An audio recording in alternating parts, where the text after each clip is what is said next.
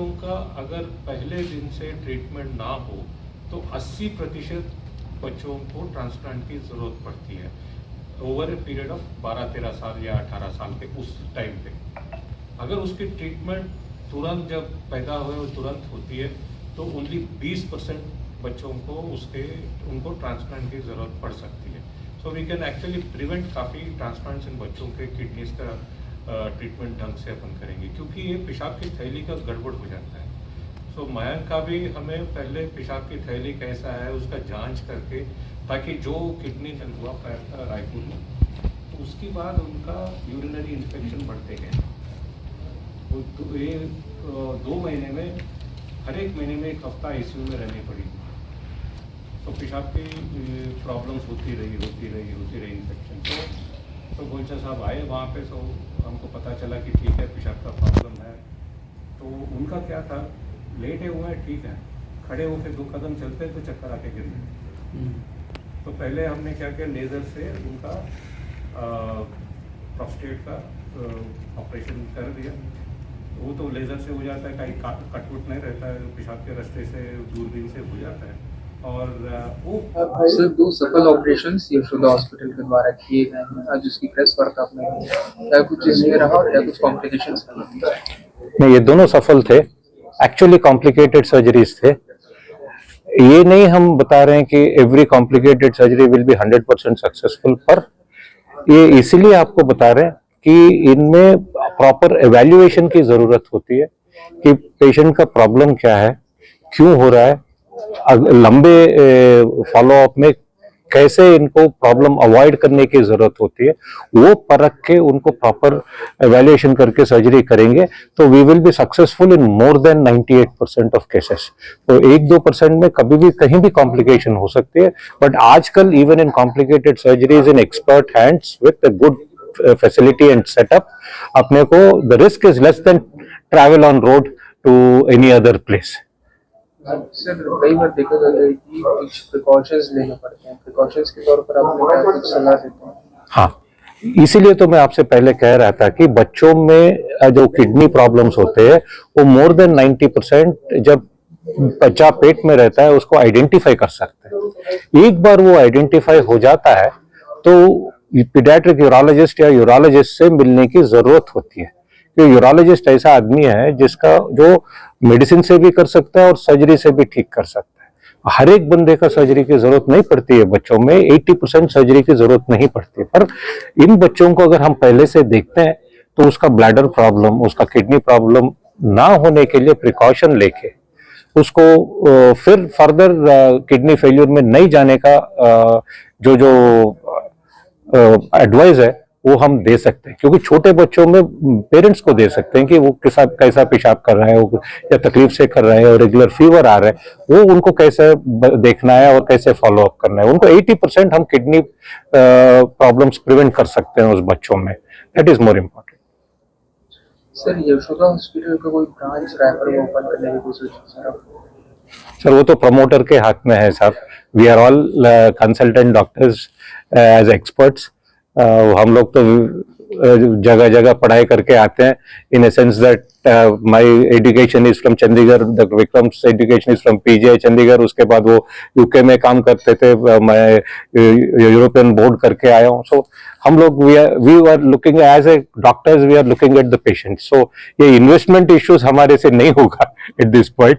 The promoters can look at that सब। I think आपकी जो राय है वो हम अब बता देंगे जाए, क्योंकि वापस जाएंगे तो उनसे मिलना होता है, तो हम पक्का आपकी सजेशन उनको बताएंगे।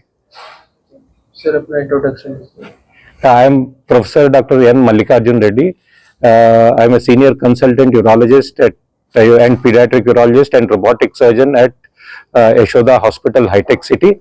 I am trained at PGI Chandigarh and I have done the European Board of Urology, and we specialize in pediatric urology, reconstructive urology जो होता है, and transplants and robotic urology. Thank you very much.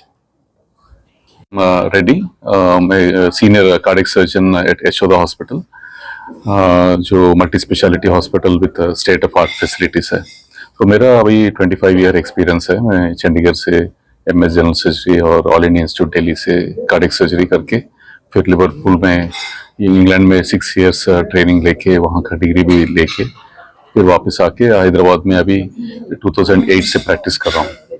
तो मेरा अभी जो प्रेमचंद के साथ अभी यहाँ आना पड़ा, लेकिन वो उसमें मेरा रोल पार्ट था, लेकिन वो रोल में इसमें हाईलाइट हो रहा है कि यशोदा हॉस्पिटल में जो मल्टी स्पेशलिटी है इसकी वजह से, एक्सपर्टीज की वजह से उनको मैनेज कर पड़ा, क्योंकि एक पेशेंट दूसरा सर्जरी के लिए गया, फिर हार्ट अटैक हो गए, फिर लेना कार्डियक सर्जरी इमीडिएट अवेलेबिलिटी था उस दिन लिया। सो हमारे पास जो रूटीन कार्डियक सर्जरी के साथ ही साथ complex heart surgeries, second time या थर्ड टाइम हार्ट सर्जरीज, या एक वैस्कुलर सर्जरीज, मेजर वैस्कुलर जो आयोटा बोलते हैं उसका डिसीजेस जो 10 घंटे का सर्जरीज रहता है वो सब हम रूटीन में कर देते हैं, जो हमको इंग्लैंड सॉरी अफ्रीका से या बांग्लादेश से वहाँ से सारे पेशेंट्स आते रहते हैं। सो क्योंकि फैसिलिटीज भी उतना है जो, क्योंकि मैं इंग्लैंड में भी काम किया, ऑलमोस्ट वे ऑन पार विद इंग्लैंड जो फैसिलिटीज है कॉम्प्लेक्स केसेस करने के लिए।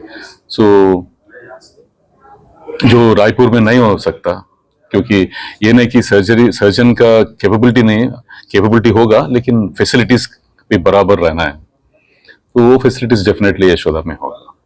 सर कई पेशेंट्स ऐसे रहते हैं कैपेबल नहीं रहते हैं ऑपरेशंस कराने के, उसके लिए क्या कुछ फैसिलिटीज है? इधर हमारे पास जो अभी ये प्राइवेट कॉर्पोरेट है, तो नया हॉस्पिटल है, तो आयुष्मान भारत का ऐसा फैसिलिटी नहीं है, लेकिन कई पेशेंट्स मुझे डायरेक्ट कॉल करते हैं जो आयुष्मान भारत या हमारा स्टेट का आरोग्यश्री है, उनको जो मेरा फ्रेंड्स है जहाँ पे ऑपरेशन हो रहा है तो उनके पास गाइड कर सकते हैं। वो केसेस के लिए तो हमारे पास नहीं है, लेकिन अभी आंध्र प्रदेश है, अलग स्टेट से वो CM का जो लेटर लेके आते हैं, जो LOC, वो LOC हम लोग एक्सेप्ट करके फिर जो भी एडिशनल है उनसे ले लेते हैं। सो एस्टिमेट लेके शायद इधर गवर्नमेंट से भी हो सकता है, जो कॉम्प्लिकेटेड केसेस है सेकंड टाइम या थर्ड टाइम सर्जरीज, वो अभी तक अपॉर्चुनिटी नहीं मिला, शायद एक्सप्लोर कर सकते हैं इधर से गवर्नमेंट से लेटर लेके। महाराष्ट्र से आते हैं जो वहां पे नहीं हो पा रहा है तो LOC लेके आते हैं। सर महाराष्ट्र हॉस्पिटल का जो कॉस्ट है और आपको हैदराबाद में जो यशोदा हॉस्पिटल है, cost में क्या मुंबई से कम डेफिनेटली है कार्डियक सर्जरी, क्योंकि मुंबई में मेरा दोस्त लोग है कार्डियक सर्जन्स, उनका और हमारा कंपेयर करने से definitely 1 to 1.5 lakh straight forward cases में तो कमी है। सर एनी मेडिकल एडवाइस रायपुरियंस के लिए स्टे हेल्दी, फिजिकल हेल्थ से जगह मेंटल हेल्थ भी डेफिनेटली इम्पोर्टेंट है, क्योंकि हम लोग आजकल इतना फाइनेंशियल स्ट्रेस है, फैमिली स्ट्रेस है, वो फिजिकल हेल्थ जितना भी हम खाना डाइट सब मेंटेन कर रहे हैं, फिर भी मेंटल डेफिनेटली मेंटल हेल्थ तो चाहिए। और प्लीज सॉल्ट कम, regular exercise and social aspects. एक है कॉन्सेप्ट 6 पिलर्स का, जो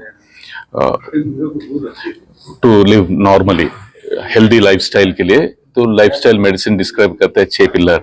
उसमें स्मोकिंग नहीं रहना, नार्कोटिक्स ड्रग्स नहीं लेना, फिजिकल हेल्थ रहना है, डाइट कंट्रोल रहना है, गुड स्लीप इंपॉर्टेंट है कम से कम 6 घंटे का, और साथ में फ्रेंड्स और रिलेटिव से रेगुलर मिलजुलना है, वो काफी इंपॉर्टेंट है स्ट्रेस रिलीविंग के लिए।